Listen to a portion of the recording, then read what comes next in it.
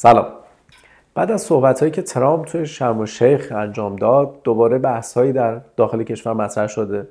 پیرامون این که مذاکره بکنیم نکنیم، دوباره ترامپ داره به ما پالس نشون میده برای گفتگو و اگر ما جواب رد بدیم ممکنه جنگ تازه‌ای در پیش باشه. اساساً پیشنهادی که ترامپ مطرح کرده یک فرصت برای ایرانه یا نه، بیشتر جنبه نمایش، تهدید و این حرف‌ها داره. موافقان مذاکره معتقدن شروطی که ترامپ برای گفتگو با ایران گذاشته عملاً شروط خیلی سخت و پیچیده‌ای نیست و قابل انجامه. ایران میتونه بدون اینکه از مواضع اصولی خودش کوتاه بیاد به یه توافق با ترامپ برسه. به خاطر اینکه ترامپ در یک ادبیات خیلی کلی گفته مثلا ایران از تروریست‌ها حمایت نکنه، ایران برای همسایگانش دردسر و مشکلی ایجاد نکنه و ایران بقا و حیات اسرائیل رو به رسمیت بشناسه، نه اینکه خود موجودیت یک دولت مستقل اسرائیلی رو، بلکه مثلا فقط به دنبال نابودی مثلا اسرائیل نباشه.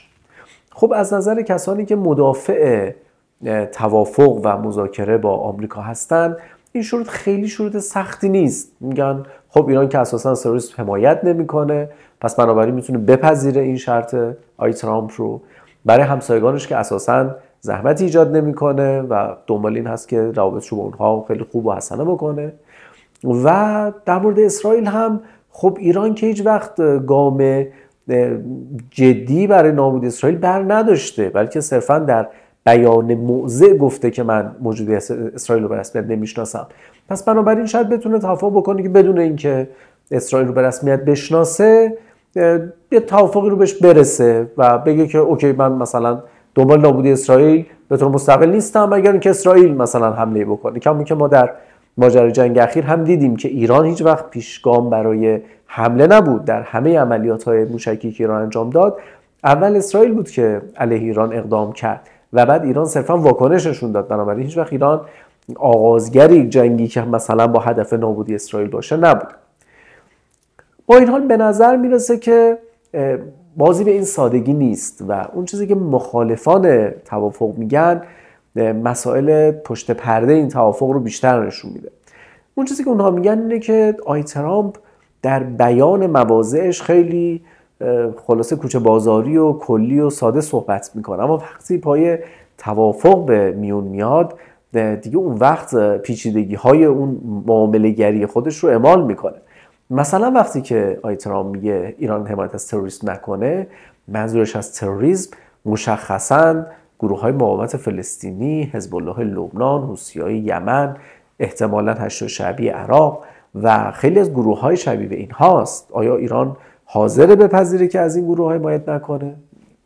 طبیعتاً در این توافق با ایالات متحده نمیشه اینطوری استنباط کرد که یه واژه کلی این که ایران از تروریسم حمایت نکنه بیاد. نه، احتمالاً جزئیاتی میاد، مشخصه هایی میاد و به هر حال اگر ایران بخواد همچین شرطی رو بپذیره معنیش اینه که دست از حمایت بخش بزرگی از گروه‌هایی که در این سالها ایران از اونها حمایت کرده و اونها از ایران در مقاطع خیلی زیادی حمایت کردن، بعد دست از حمایت اون رو برداره که خب هزینه زاست برای کشور.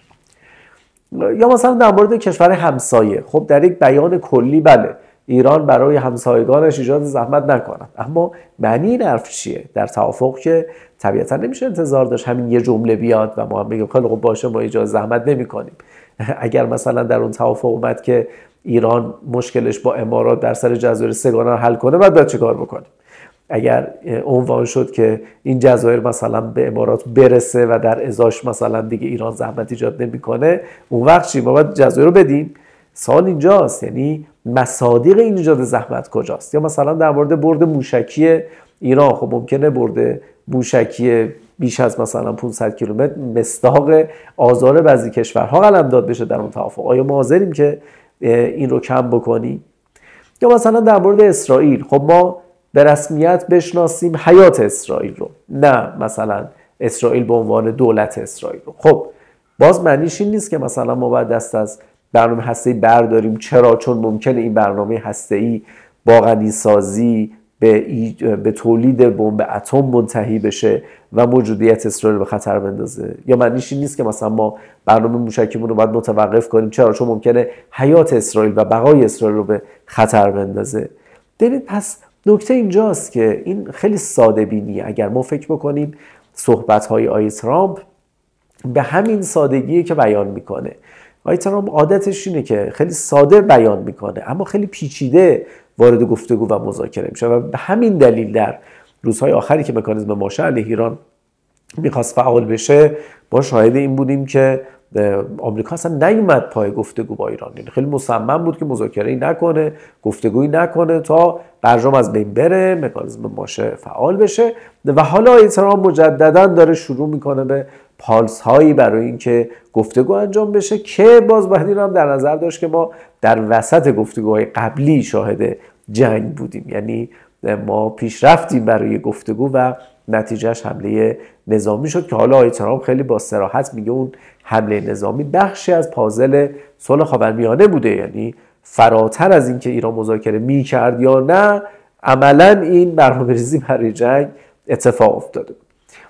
در کل من فکر میکنم که با توجه به شرایطی که الان کشور داره، منطقه داره، آمریکا داره، آقای ترامپ احساس میکنه که ایران در موضع ضعف باید امتیازات فوق‌العاده بیشتری از آن چیزی که قبلا مطالبه میکرد در مورد مسئله هسته‌ای رو باید بپردازه. اون احساس میکنه با جای مسئله هسته ایران رو حل کرده، پس باید ایران در مورد برنامه موشکی خودش، در مورد رابطه با کشورهای همسایه از جمله اسرائیل، حالا کشور منطقه در کل اگر بگیم، در مورد گروه‌های مقاومت منطقه، در مورد اینها همه باید امتیاز بده و در یه همچین شرایطی گفتگو کردن با ایالات متحده شاید چندان جذاب نباشه، مگر اینکه ایران بیاد بر اساس همین فرمول ساده سازی شده‌ای که آقای ترامپ ارائه داده یه طرح جایگزینی بیاره روی میز. یعنی بگه خیلی خب، من اگر شما شرطات اینه، من مثلا با این شرایط موافقم، مثلا تروریسم رو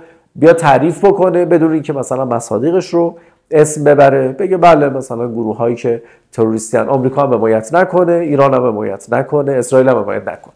حالا این میتونه داعش رو هم در بر بگیره، میتونه جیش العدل هم در بر بگیره، میتونه پکاک هم در بر بگیره، میتونه بعضی گروه های دیگر هم در بر بگیره.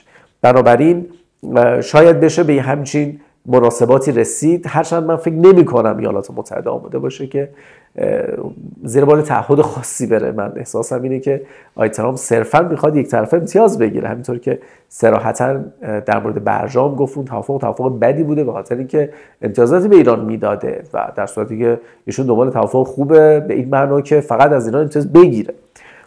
در مورد مسئله کشورهای منطقه به همین شکل ایران شاید بتونه مثلا ایده هاش در مورد کنسرسیوم ها یا اتحادهای منطقه‌ای رو پیگیری بکنه، اما کیه که ندونه در پشت ظاهر وحدت طلبانه بعضی مواضع در دولت مردان همسایه ما بعضا نگاه‌های جنگجویانه‌ای وجود داره و بعیده که اونها بخوان این فرصت فشار آقای ترامپ بر ایران رو از دست بدن، با توجه به دارن سود میکنن در سرمایه‌گذاری‌های اقتصادی، در تحریم ایران، همه بالاخره سودی کشورهای عرب منطقه دارن.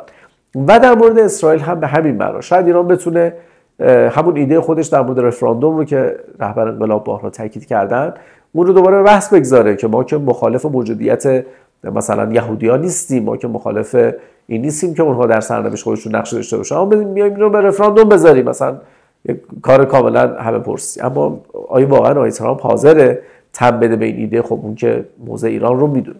به همین خاطر من فکر میکنم اگر ایران بخواد هم از زیر بار فشاری که آقای ترامپ برای مذاکره جدید داره ایجاد میکنه خارج شه و همین که عملا در زمین آقای ترامپ بازی نکنه، باید یک طرح جایگزین در مبنای همین شروطی که آقای ترامپ در شرم الشیخ مطرح کرده طراحی بکنه، ارائه بده و ابتکار عمل خودش در دست بگیره و بعد هم با صدای بلند بگه بله من یک طرح دارم بر اساس حرفای ترامپ، بیایم بشینیم مذاکره بکنیم و سعی بکنه طرف مقابل رو راضی بکنه در اینکه تا میتونه از مواضع خودش عقب رونده بشه. اگر این کار اتفاق نیفته، آقای ترامپ هر روز از مذاکره حرف میزنه، بعد احتمالاً لحنش رو تندتر میکنه و بعد هم طلبکارانه میگه که ایران درخواست صلح آقای ترامپ رو رد کرده و به همین خاطر احتمالاً باید تحت فشارهای بیشتری قرار بگیره.